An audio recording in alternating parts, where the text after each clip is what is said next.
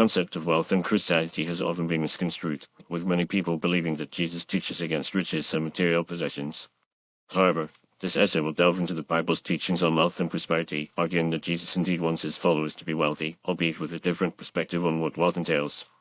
To begin with, it is essential to understand that the Bible does not condemn wealth per se, but rather the love of money and the idolization of material possessions. In 1 Timothy 6:10, the Apostle Paul writes, "For the love of money is a root of all kinds of evil, and in their eagerness to be rich, some have wandered away from the faith and have pierced themselves with many pains." This verse highlights the danger of prioritizing wealth above one's relationship with God and their spiritual well-being. On the other hand, Jesus' teachings emphasize the importance of stewardship and wise management of resources. In the parable of the talents, Matthew 25:14-30, Jesus commends the servants who invested their master's money wisely, resulting in a significant return on the investment.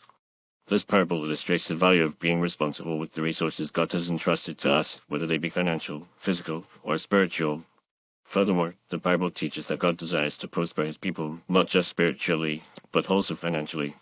In 3 John 1:2, the Apostle John writes, "Beloved, I wish above all things that thou mayest prosper and be in health, even as thy soul prospereth." This verse suggests that God's desire for his people is to experience overall well-being, including financial prosperity, as long as it is not at the expense of their spiritual health. In addition, Jesus' ministry was characterized by abundance and provision.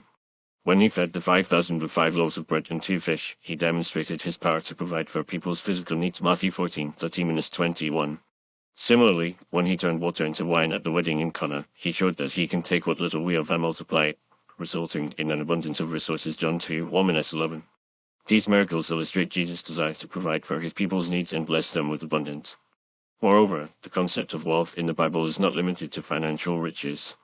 In fact, true wealth encompasses a range of aspects, including spiritual riches, relationships, health, and personal growth.